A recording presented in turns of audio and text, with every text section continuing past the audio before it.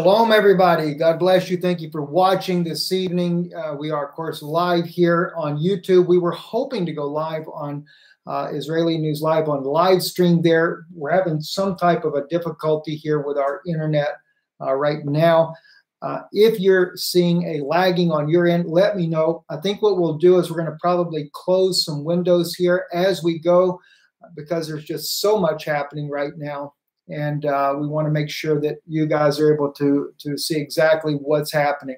I want to go into go into what's going on about the British forces that were captured inside of Syria and why this may not be so much a chemical weapons attack that has been alleged to have happened, but it could have been something else altogether different. And I know that I left you guys hanging. I didn't have a way to be able to share with you the information at the time. Sputnik is not the original source on this. This is coming out of directly out of Mayadin in Syria that is claiming that this happened. But I am going to read to you some of the article here. Going to kind of take our time this evening because we are live and we have the ability to share more with you when we're live like this. But Sputnik did do an article on this as well, said Syrian army captures British, they call it militants in eastern Ghouta, according to reports there. A number of British forces have been captured by the Syrian army during the military operations in East Ghouta, according to the reports by local media.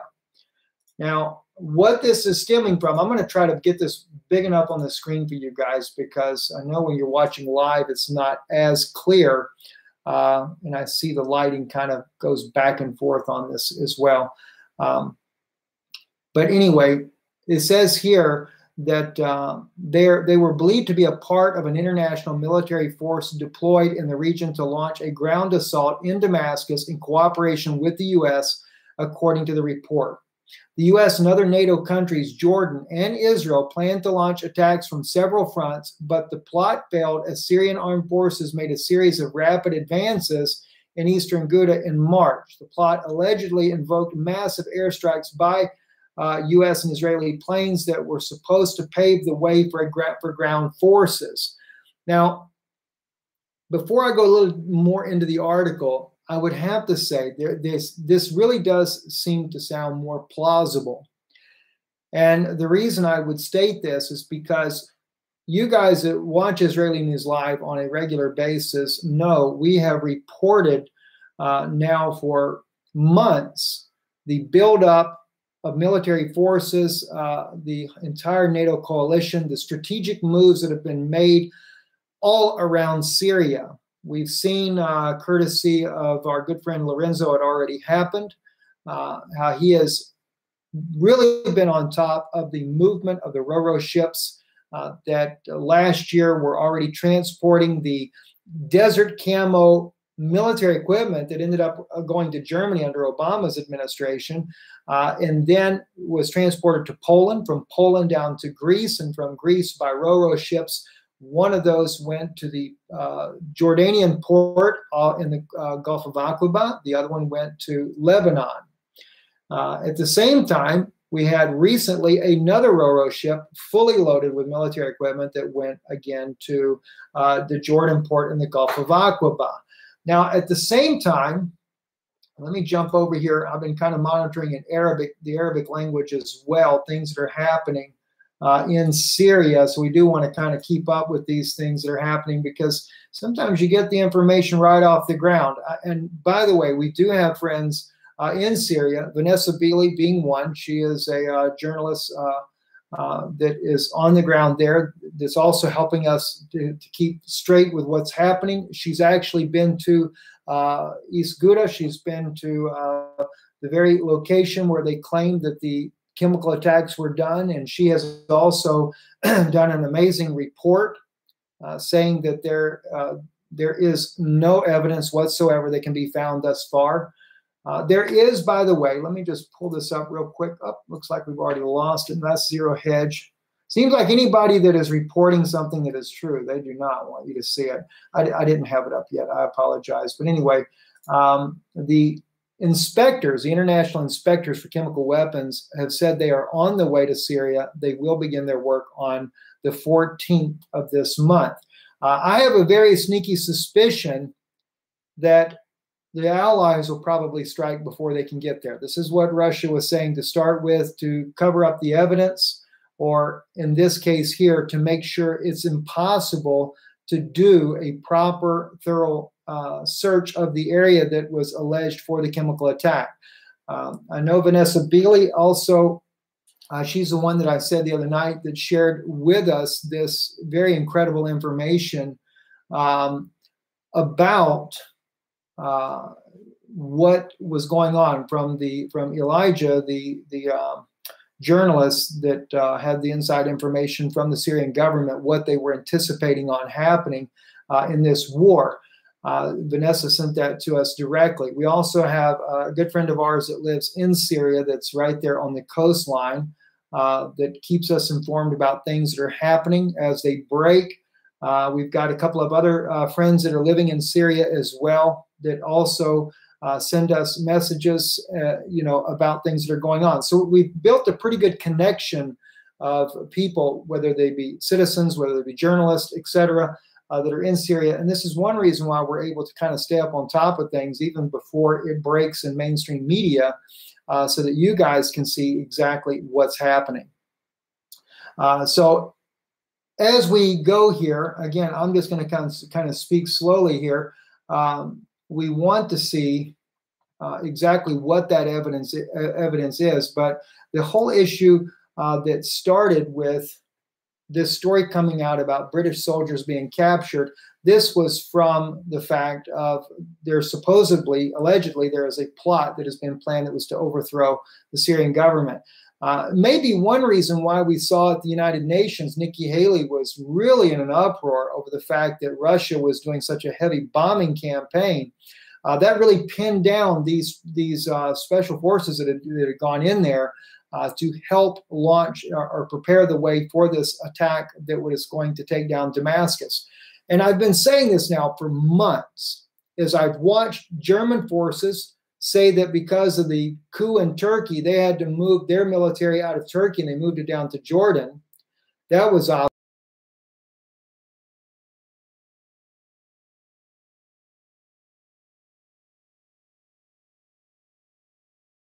That they will not be involved in this particular war. That probably will change if Iran is, of course, it's back from September 2013. It made this very odd tweet. While everyone is waiting and prepared for us to attack Syria, maybe we should knock the HELL out of Iran and their nuclear capabilities. So that may still be on the table. And it looks like Iran may get drug into this, sure enough, mainly because Iran is already stating publicly that they are willing to back up Syria in any attack by any enemy that comes against them. That's what Israel's waiting for. And President Putin is trying to keep Iran out of the conflict so that Israel doesn't get into the conflict. And they have been speaking. President Putin has really tried to do some very serious diplomatic efforts here in the background to try to avoid this turning into World War III.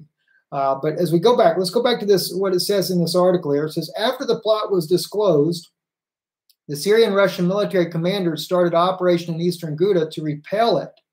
The sources cited by Al-Mayadeen and Fars said, since the plot failed due to rapid advances of the Syrian army, the U.S. canceled all operations planned for these foreign forces and ordered an immediate withdrawal from eastern Ghouta through the eastern suburbs of Damascus, including Douma. Now, Douma, of course, is where the alleged chemical attack took place. The U.S. and Turkey sought to rescue foreign militants and agents operating for Israel, Jordan, and NATO, now trapped in Ghouta, and move them to Idlib, the sources says.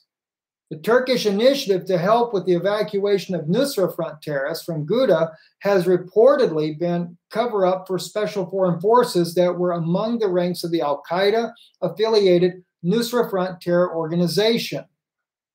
All right, and this is where it really gets kind of weird, but it's nothing unusual. I mean, guys, remember, last year, we actually broke the story when Russia, after the, well, maybe it wasn't even last year, maybe it was the year before last. If you remember when the U.S. coalition struck near Deir ez-Zor, and they killed, it was a total of 80 forces in that region. 69 of those were the Syrian army.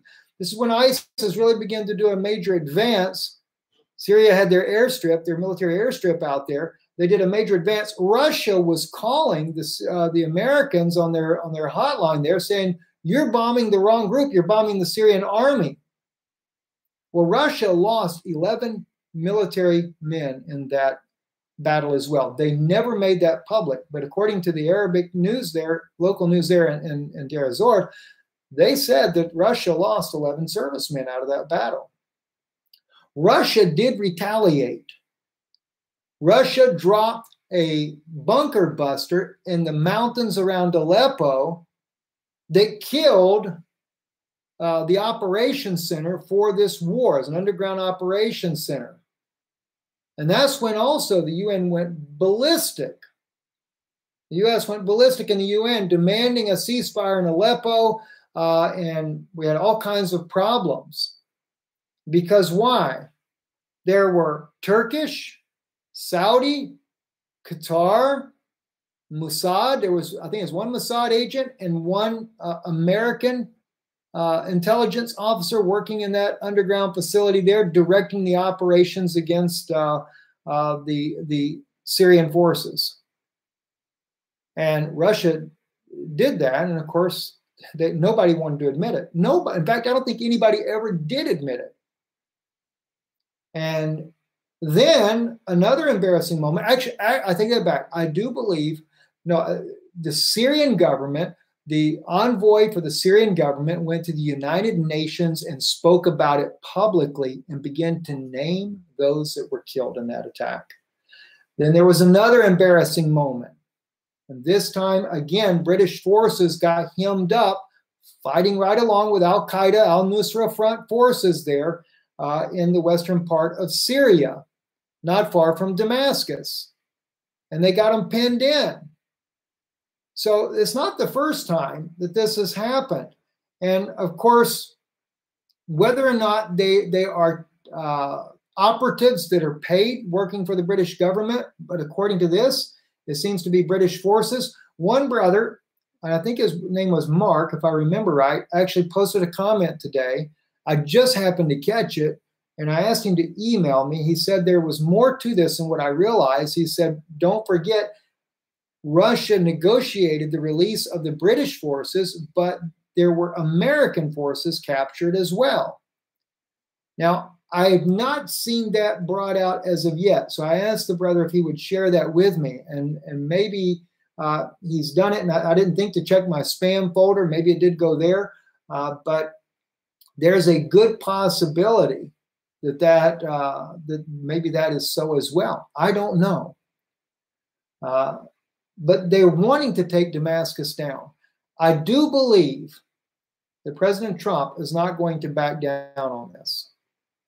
And here's something that happened today that is a shocker to me. Sarah Palin has now weighed in on this. And it's a shock to me what Sarah Palin says here, because you have to remember she ran as the vice president nominee with John McCain, who is one of the biggest warmongers there is, right along with Lindsey Graham. These guys must be paid very well by the deep state because they cry out for blood like nobody else. But Sarah Palin, I really admire her courage to say what she says here. Now, she says, they quote her here in the title of this article, and this is on gatewaypundit.com, why should we sacrifice even one of our sons or daughters in Syria? But watch what she brings up in the article. Now, this was actually reported by breitbart.com. I did not know that when I first pulled this up. She says, why in the world would we be willing to sacrifice even one of our sons or daughters who will be sent over to Syria? Asked former Alaska Governor Sarah Palin during a Tuesday interview with Sirius XM host Rebecca Can't quite see it with that article in the way. There we go. Mansour for Breitbart News tonight. It really makes me nervous that there seems to be some enthusiasm for the U.S. to interject ourselves again in a foreign country. Foreign countries battles when no one has articulated yet what our interests are there, or is there. Palin said we should have learned our lesson with Iraq and Afghanistan. I look at the blood, the sweat, the toil that has been spent on our end when you can't really see what the gain is in a lot of respects. We just can't allow ourselves get back in that mode with Syria. Palin warned of advocacy of military operations in Syria rooted in financial self-interest. She stated, I hate to say it, but a lot of the talk that's enthusiastic about war, unfortunately, comes from people with strong ties to defense contractors and have ties to those who ultimately can make money on the operations. So often you got to follow the money, and that leads you to what the root is of some of these arguments. That's the deep state. And there ain't no way around it. That's exactly, I mean, Sarah Palin just pinged it right on the head there. And John McCain, who was her running mate, or, you know, he was running for the presidency, is the chief of them all. I bet that's a slap in the face for him. Zero Hedge, Tyler Durden reporting here. There wasn't a single corpse. Russia claims White Helmet staged a Syria chemical attack. I believe they did as well. You know, guys, the evidence is absolutely overwhelming that Bashar al-Assad has not used chemical weapons on his own people. Somebody made a comment earlier today, and they had said that they quoted, I think it was Assad's father, of using chemical weapons. Assad's father was a pretty bad guy. He invaded Israel in, what is it, 1972, 1973. He's not a good guy at all. I realize that. The history of the Assad family was not a good family to begin with. But Bashar al-Assad never wanted to be president of Syria. His brother was in line for the position. His brother was died. And then, of course, Bashar al-Assad had to take up that position, but he didn't want to. He was a doctor. He lived in England. He's married to his wife, and they had a nice life there. They didn't want to be a part of this, but he took it on anyway. And President Assad has been an advocate for peace. In 2011, he was willing to give up the Golan, the push for wanting the Golan back as part of Syria, and trying to make a peace agreement with Israel. But then Netanyahu said he didn't trust him. John Kerry, him and his wife were good friends with Bashar al-Assad and his wife. Used to bike together. His wife, their wives used to go shopping together. I mean, what was it, a front? The next thing you know, John Kerry follows in with whatever they say, whatever the government says, he ends up doing. I mean, really strange the things that are going on here in this war. Now, also, let me share with you, Michael D. If you guys ever want to follow somebody on Twitter that's really on top of things as far as military movement, Michael D., when it comes to Russian military movement and when it comes to the things that are happening over in Ukraine between Donetsk and Luhansk regions there, the eastern part of Ukraine, Crimea, Michael is really an excellent source for that. He posted this video just moments ago, and I wanted to bring this out because not only is Russian forces training with the Belarusian forces inside their April 2018 combat readiness right now, but Russia has been moving a large amount of military forces near Estonia, Latvia, and also even they have moved them not too long ago towards that of Ukraine. Now, keeping in mind, though, they do have their celebration, their parade celebration coming up. Leningrad is part of that celebration. So military equipment being moved towards Leningrad would be a little different. But it's not a bad idea given the situation that's happening right now. So as we're watching all this, I want to share some things with you guys. Let me just quickly, let's run over here to YouTube, which is where you guys are all at. I want to look a little bit together with you, and we're gonna actually take a little bit of time. I've got to go back to the biblical prophecy on this as well, because I really think it's important. But first, I want to go back. I want to look with you guys the overwhelming evidence. Okay, overwhelming evidence that this evidence here with Aaron Erdem is exactly what changed my opinion about the war in Syria. When he spoke to the parliament in this video right here,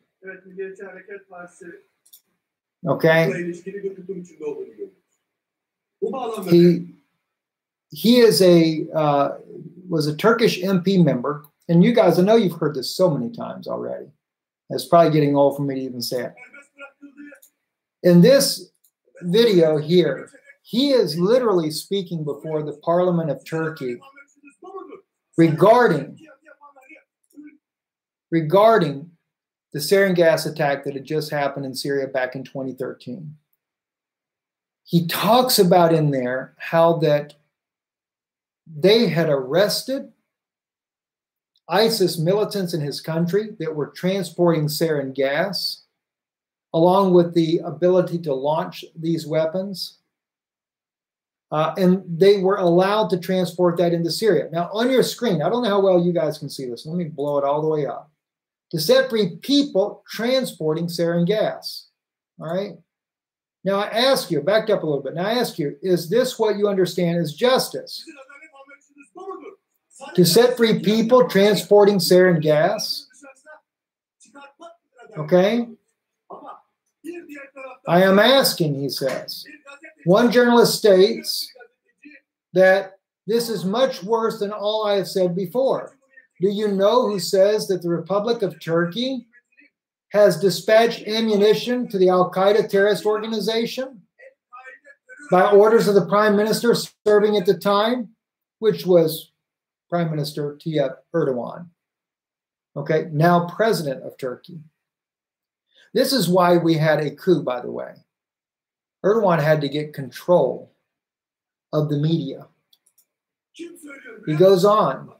Let me tell you, Governor Adnan Hussein Avni, here the records made by the governor are here. If any of you want to make a photocopy, I have them. The governor states he instructed the trucks to go there under the prime minister's orders. Do you know what Irfan Fidan, the prosecutor arrested the journalist Khan Dündar, said? He said that Khan Dündar has not falsely defamed the government or the prime minister. He said that Khan Dündar merely disclosed a safe secret, in other words, a fact. So what is Khan Dündar's article about? An article which, by the prosecutor Irfan Fidan's own admission, was not defamatory. It was about the weaponry that was sent to ISIS.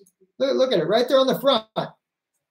Erdogan, his name right there on the page there, accusing Prime Minister Erdogan of allowing the sarin gas to enter into Syria. Now, I'd like to get to the part, I wanted to do it the other day. We didn't do it. I wanted to see if I can do it today. This is our public prosecutor, Fidan, states that Khan Dündar did not falsely defame the government. He disclosed a fact, a state secret. That's what he was being charged with. Now, here I am asking, maybe my words previously were insulting and hurtful. And I do apologize for that. If they crossed the line. But I would like to address my question to your inner conscience. I mean, really listen to this guy. You know, this man was a true patriot for Turkey. He was arrested, by the way. He said it here to the parliament, and it fell on deaf ears. But then he went a step further. He finally took it to RT News. He had in his hand all the evidence. But he said, I can't hand it over to you because I'm afraid they would consider it treason. Well, they arrested him on treason charges anyway. He is out, by the way. So he goes on. I ask you to consider your inner conscience. Is this our understanding of justice, conscience, and perspective for bringing peace to the Middle East? Whom are we going to hold accountable for the children who were decapitated in Eastern Bloc? That's not even the gas, guys. Who are we going to hold accountable for the bloodbath committed by the terrorist organization ISIS? A Turkish parliament member. Whom are we going to hold responsible for the children murdered in Kobani? That's the sarin gas attack. Whom are we going to bring to account for the children murdered by the regime's forces? If we are to criticize the regime's forces only, which is some of Syria, and turn a blind eye to the massacre committed by ISIS in the region, we are not headed in the right direction. Similarly, here you can see in the Dukamar Kalir indictment about the Ankara massacre, the Surik massacre, right after the joint refusal of the ruling party and the Nationalist Party to form a terror commission during the 25th term of the government. You all sure know that.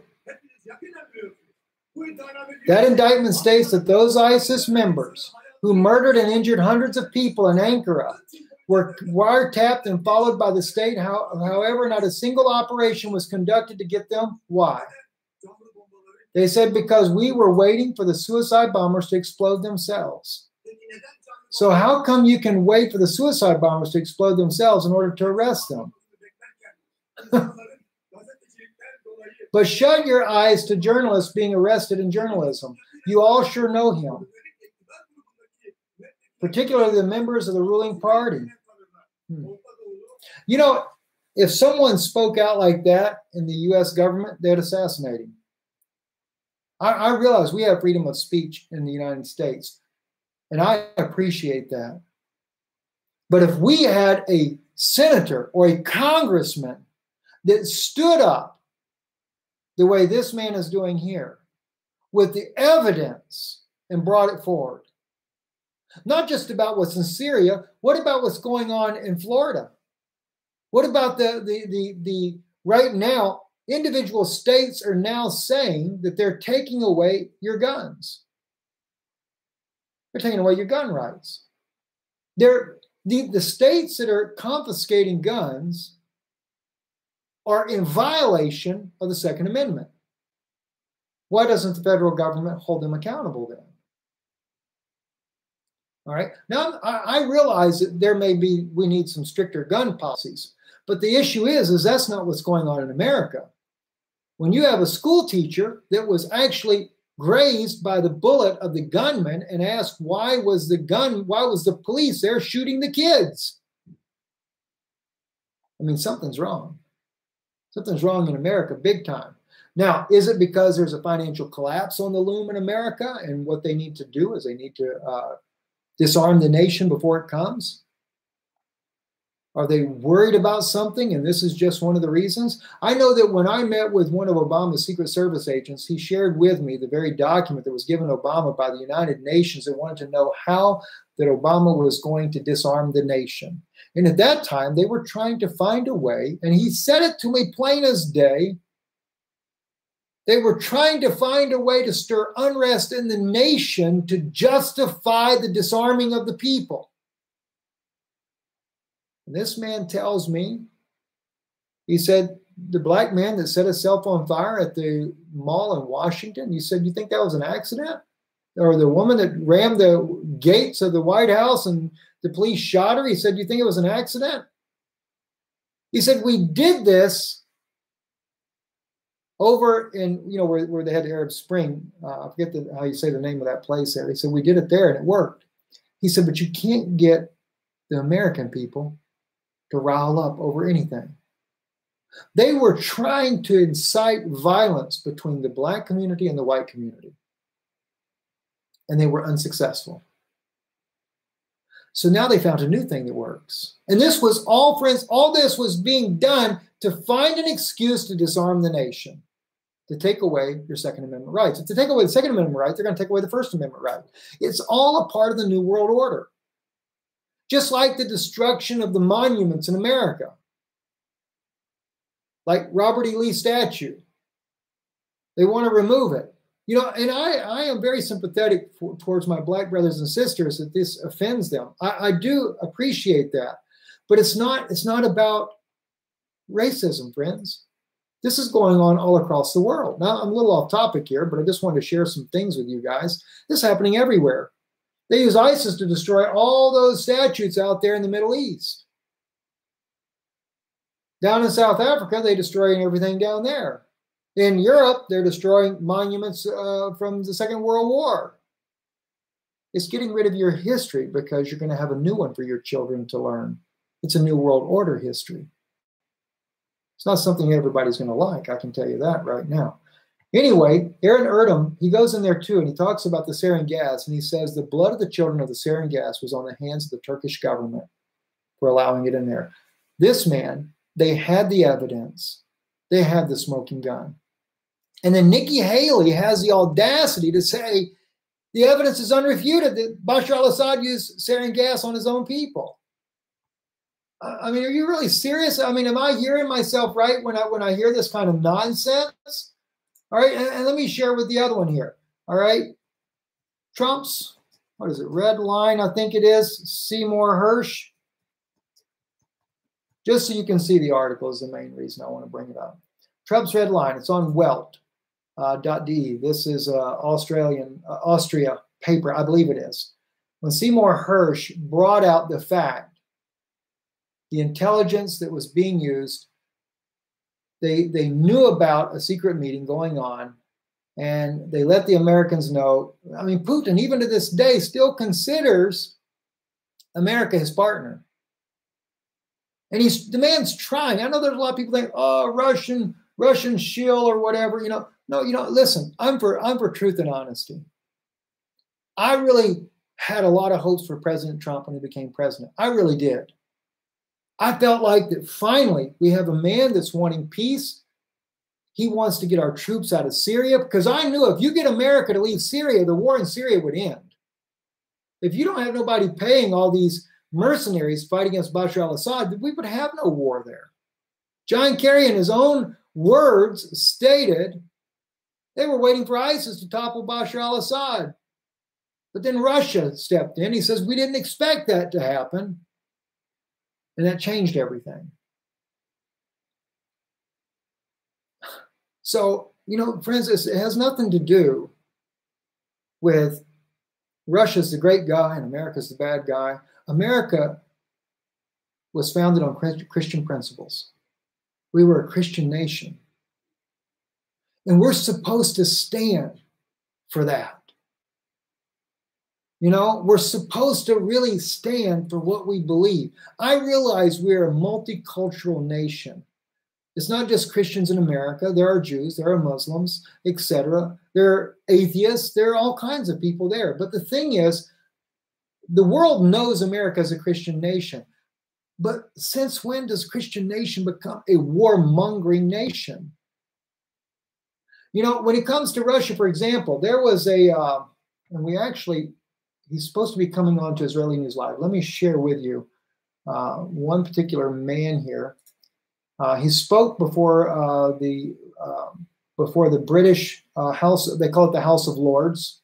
I think it's a little bit of an odd thing to do. But where do we have him at? Dr.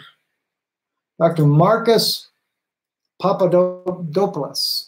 He is actually going to be coming on to Israeli News Live. We've been in email correspondence there. I listened to a broadcast of his on television here not too long ago, where he is discussing with the British, he's there at the British Parliament, discussing with them the dangers that we have with Russia, with a possible war with Russia. And one thing that he said that I did not know about, and he began to name all the attacks on the Russian people over the last 100 years. And it wasn't Russia attacking Europe, it was the other way around. He talked about Sweden invading, he talked about Hitler invading, and he went on and on and on and on and on. Very interesting, very interesting. I want to get this man on, Dr. Marcus, to get him on, because very insightful information that I think we can glean from some of the things that he is saying there. Now, also, I am kind of dragging a little bit slow here, guys, because we're also watching. I really suspect, and so I suspect, that we may end up seeing this war, this attack on Syria beginning tonight, because I don't believe that the Allies are going to allow those chemical weapons inspectors to get to the area. So we'll just have to see how that's going to play out. The U.S. Okay, the UK cabinet. This is something new that just came out here. UK cabinet agreed on a need to take action in Syria, according to Sputnik News. There. That's another thing. The Skripal case. Isn't that weird? How that kind of preluded this whole Syrian gas attack deal? I can't help but believe that was staged as well. And I say that, not staged that the Skripal family didn't suffer and nearly die from it, but I believe it was definitely staged from some insiders on that. And there's a lot of people been throwing out some ideas about who it could have been. But that was to rally the British people behind a war against Syria, and if need be, a war against Russia. And that's what could happen. Now, President Putin is going to try very hard not to allow this to turn into a war like that. But I'm afraid if Iran and Israel go at it, it could drag Russia into the conflict as well. We'll have to see how that goes. I don't know. I still do not believe that President Putin will attack Israel. I know there's a lot of people who believe that they're Gog of Magog. I disagree with that. I believe wholeheartedly, and there's actually an archaeologist that says the same. Turkey is your Gog of Magog. But at any rate, there. Let me jump over here again to the passage here in Isaiah 17. Also, let's pull up Jeremiah 49. And I know there's a lot of you guys that are not interested in the biblical side of it, and I do respect that of you. Let me just say to you, though, the reason why I do this channel started off as a teaching channel when we first began. We ran for about 4, maybe 5 years as a biblical teaching channel only.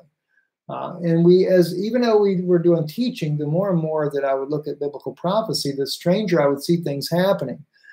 Even everything about ISIS, it was written in the book of Habakkuk. It was written, Nahum as well. All the prophecies, what was going to happen over in Nineveh, the ancient city, and how that they would ransack it, how they would rob the gold and silver, even how they would sell the furniture online was written in those books there. And as I began to see these things, I began to want to share the news insights as they were relating to prophecy that I saw. So that's where I got into all that. But in Jeremiah 49, this is where, let me see, I may have to pull this up on eSword first, but eSword doesn't blow up big enough for you guys to see. And plus, I like to have the Hebraic side up too, because I can share with you what it actually says in Hebrew.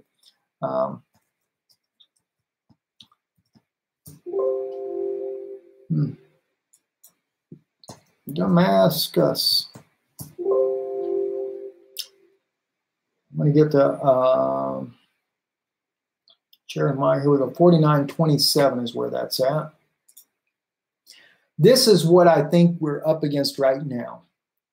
Oh, am I in the right one? Oh, no, I'm in chapter 1. Chapter 49. Verse 27.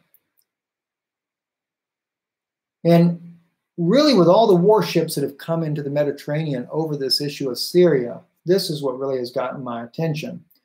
And I will kindle a fire in the wall of Damascus, and it shall devour the palaces of Ben-Hadad, of Kedar, and the kingdoms of Hazor, which Nebuchadnezzar, king of Babylon, smote. Thus the Lord arise and go against Kedar and spoil the children of the east. Their tents and their flocks shall they take. They shall carry away of themselves their curtains and all their vessels, their camels, their... Wait a minute, hang on. I'm looking for the part. Hang on, maybe I missed something here.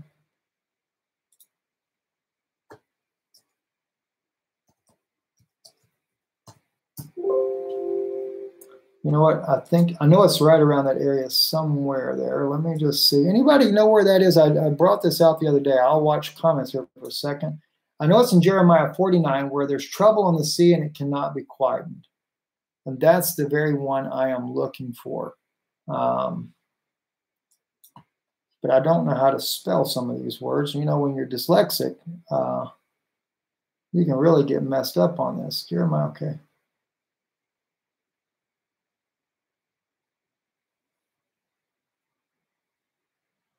Trouble, oh, I know how to look it up. Trouble on the sea, I think is how it actually comes out. Trouble, not coming up that way either. Anyway, 49:23. Thank you. Yes.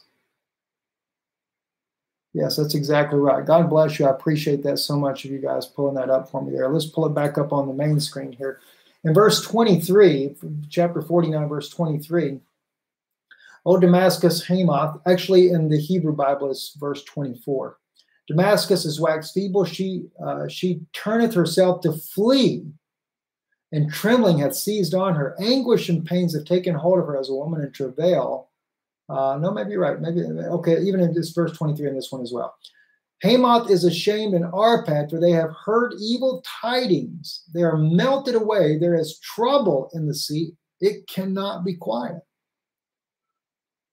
That is Hasheket lo yachol. They're just, you can't keep that quiet. Then notice what it says next. Damascus is waxed feeble. She turneth herself to flee, and trembling hath seized on her. Anguish and pains have taken hold of her as a woman in travail. Now, if you think about this, look at all the ships that are sitting there in the Mediterranean, every one of them, with the British, the French, and the U.S. forces, submarines, planes, etc., aircraft carriers, even in the Persian Gulf, all of them aiming their missiles at Damascus.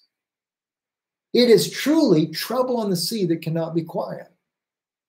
And then we see that Damascus is waxed feeble. She turneth herself to flee.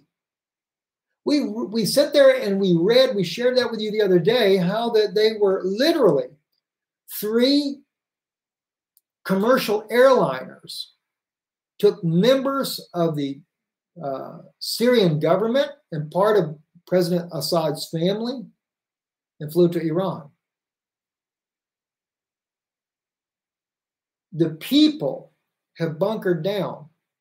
They have evacuated many places all over this sphere on the sea. All right? But, and I'm doing this slow, friends. I'm doing it slow. I've said this, I guess, so I'm blue in the face practically.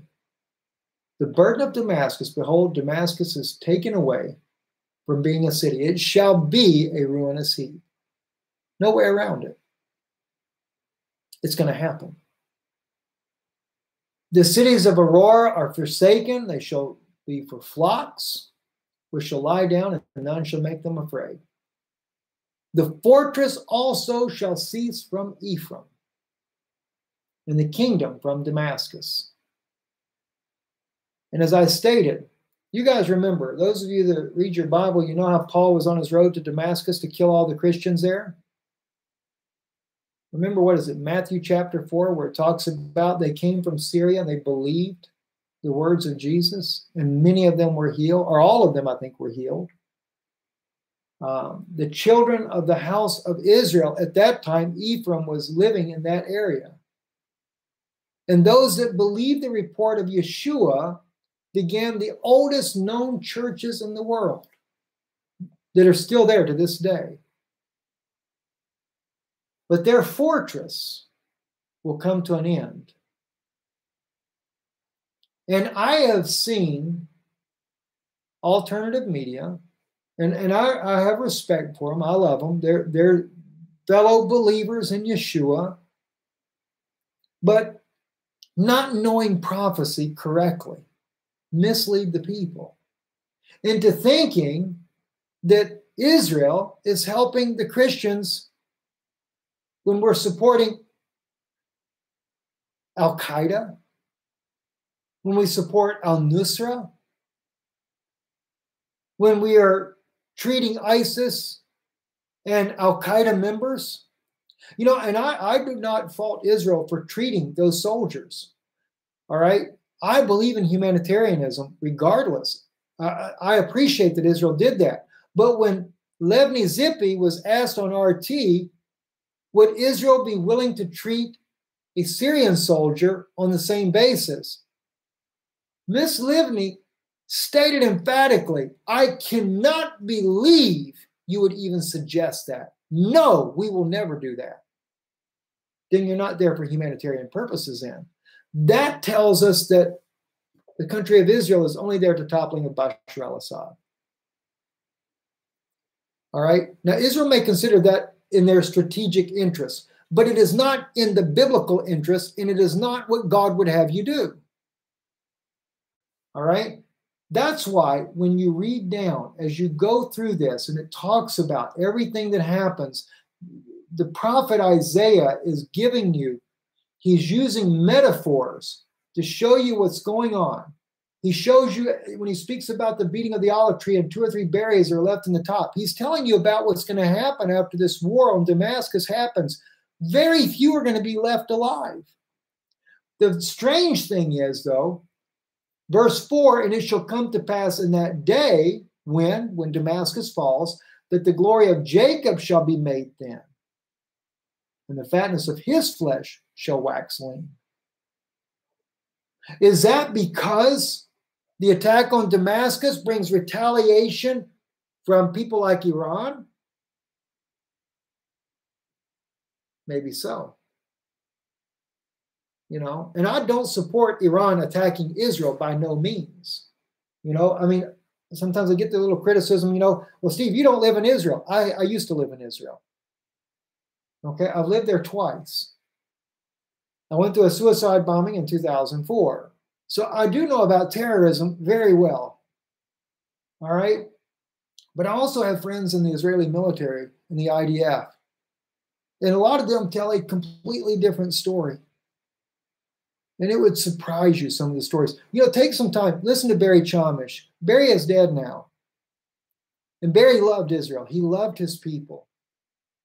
But Barry was very straightforward when it comes to what the government was doing. Because in my opinion, the government has sold out to the Vatican. When Shimon Peres made the deal to give up the old city of Jerusalem to the Vatican and have an international force take over it, that's when I begin to stand my ground. You know, and I'm not against the Palestinian people either. You know, I will say I'm not for a 2-state deal. Because to me, what good is that going to bring for the Palestinian people? They should have every right to be citizens and live in peace together. And at one time, the Israelis and Palestinians did. I'll never forget, a Palestinian man was asking me one day, he's a good friend of mine, and he said, Steve, he says, what happened in this country? He said, the Israelis were some of my best friends. And then suddenly, he said, the Intifada began. Why did we have an Intifada? And I told him, I said, you don't know why?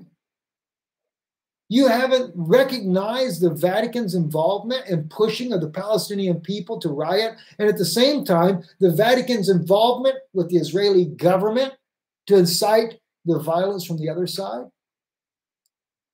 And yet we've got millions of Israelis that are living in Israel that are only there because they want to see the coming of the Messiah.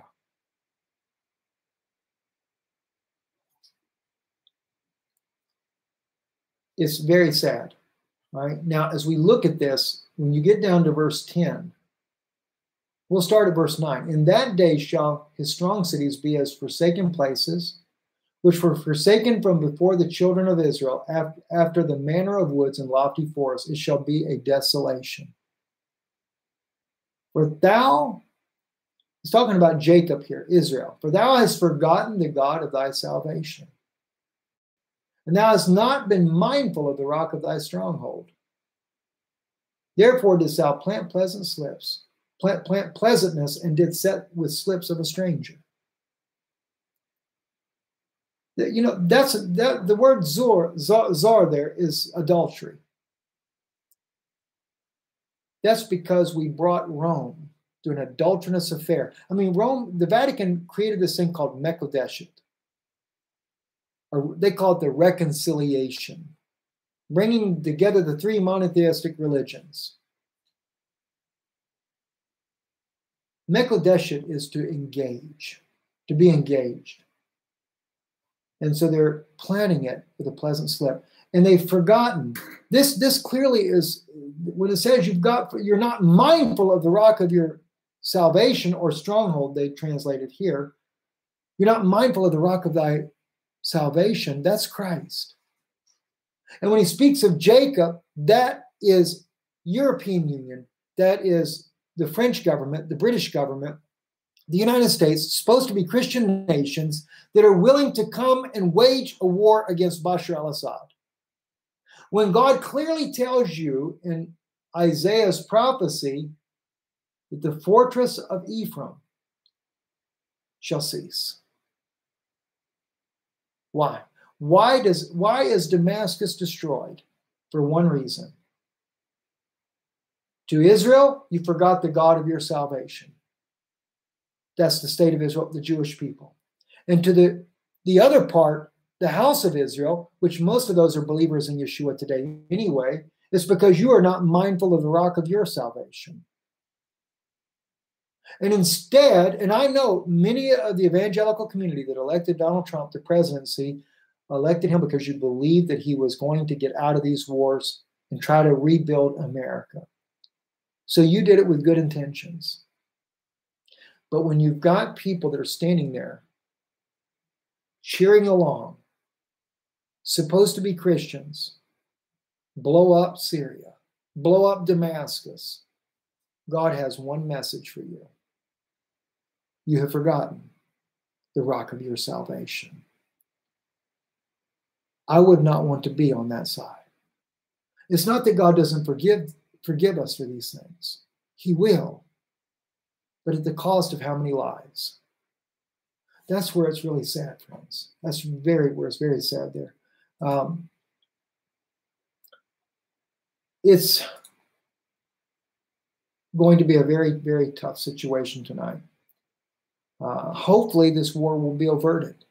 They tried to do it according to what Sputnik brought out here. I don't even know where that one's at. Here it is over here. They tried to do it, and this was back in, I believe it was in March, and it failed. But you know, Russia can't hold off three nations at one time by themselves. And Russia would rather allow, as the one man said, Elijah, the journalist, they would rather suffer the humiliation, allow the U.S. to bomb all these places, and then try to pick up where the pieces have fallen. But I have a strange suspicion that Turkey is going to get into this as well. We know that the attacks are going to come from Turkey as well. That shows right there. President Putin, I know he's been trying to be a diplomat about this, but Turkey is not your friend. Erdogan does not care. Erdogan wants part of Turkey. And we know about too the plane. Let's just pull that up real quick there. Greece and the plane that was shot down over there. Maybe we can pull that up real quick just as we're in closing here tonight.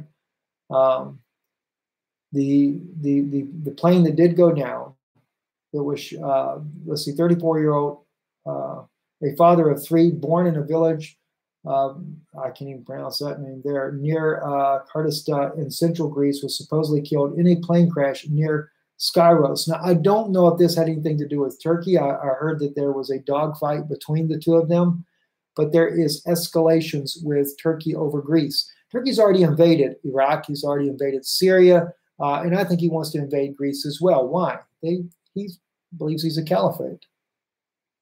He believes he's a Mahdi, no doubt. So he's only playing a role. Friends, I will try to keep you up to date. If anything breaks tonight while I'm still awake, it is, I don't know what time it is here now, probably about 10 p.m. our time.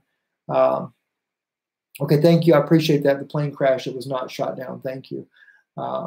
There was some speculation that he was in a dogfight, but I didn't actually look into that very much myself. I'm trying to stay more focused right now on what's happening in Syria and which way that's going to go. But as soon as we find out anything, if something happens, we will be updating you as the evening goes there. It is a very troubling situation, and it could spiral out of control. Russia, according to Joseph, says that they would wait for 2 days unless they're hit during this time. Russia did say that they would respond trying to knock down the missiles, but they can't knock them all down. But we hope this does not spiral out of control. It could just be the beginning. And by the way, speaking of the beginning, I do need to bring one more thing out, guys. I really do. I kind of like it being live because I can kind of just talk to you like friends as well. And this is something, I was reading this just last night again, and I really wanted to go back over this in Exodus. If this is not a cyclical prophecy being fulfilled, I don't know what is. When we look at where God calls Moses to deliver the children of Egypt, to deliver the children of Israel from Egypt, I cannot help but think that's where we're headed right now. I shared with you guys the other day all those sphinx, the sphinx that are in Rome. The oldest one is in Rome, right there in front of the Vatican. They have them in France. They have them in London. They have it in the United States, actually in New York. Everywhere where the United Nations is at, you'll find these Egyptian sphinxes. And when God says here, the Lord said, I have surely seen the affliction of my people that are in Egypt, and have heard their cries by the reason of their taskmasters, for I know their pains.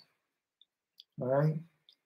And I am come down to deliver them out of the hand of the Egyptians. You notice speculations about the word, the Egyptians there. Mitzrayim. I'll go into that later, though. Into a place of the Canaanite, Hittite, the Amorite, and the Perizzite, and the Hivite. And now behold, now here's what got my attention, though. Let me see if I can find it again. Maybe I bypassed it. Maybe I haven't. Now behold, the cry of the children of Israel has come up unto me. Moreover, I have seen the oppression wherewith the Egyptians oppress them. Come now, therefore, and I will send thee unto Pharaoh, that thou mayest bring forth my people, the children of Israel, out of Egypt. All right. Let's see. It says, I heard their cry. That's what I want to get back to.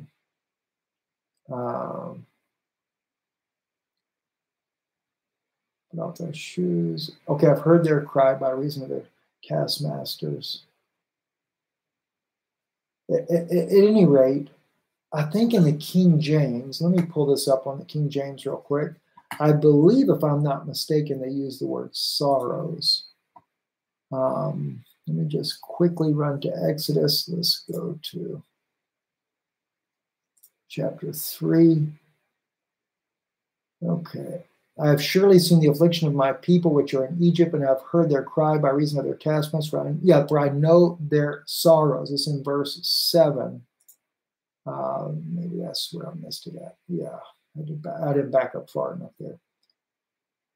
Okay, yeah, he says then their pains, but okay, so actually their sorrows.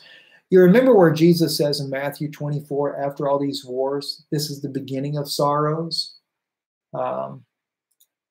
And let me just pull that up real quick because I think this is very important. Matthew 24. Then shall they do, okay, yeah, here we go. For nation shall rise against nation, kingdom against kingdom, and there shall be famines and pestilence and earthquakes in divers places. All these are the beginning of sorrows. All right? Then shall they deliver you up to be afflicted and shall kill you. When are they going to do that?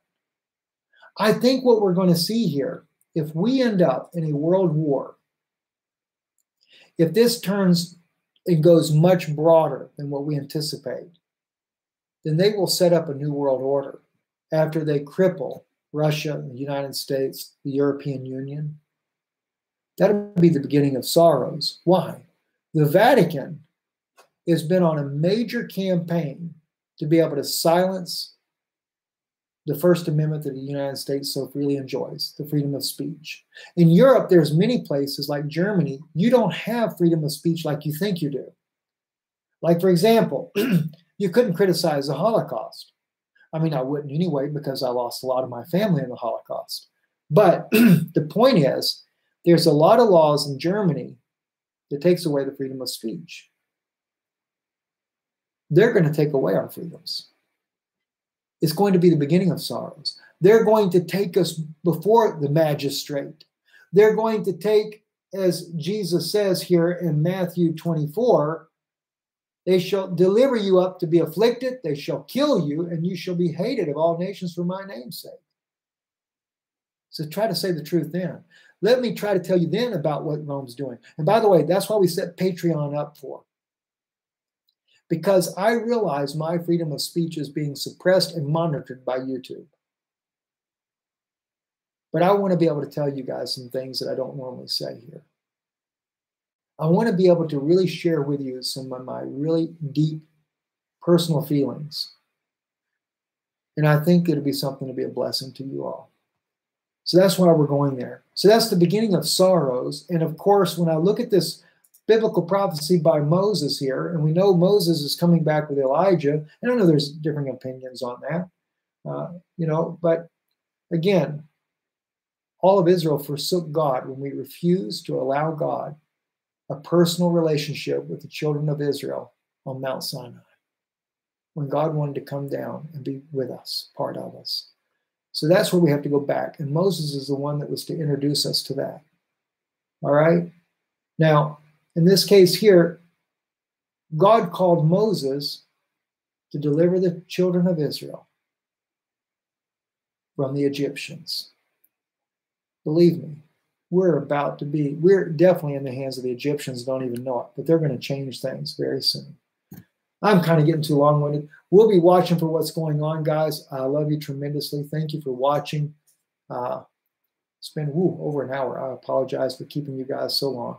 God bless you. We love you, and we'll be keeping you up to date on what's going on there. You can find us on Patreon, though, Israeli News Live. I will probably, more than likely this weekend, make the first broadcast on there.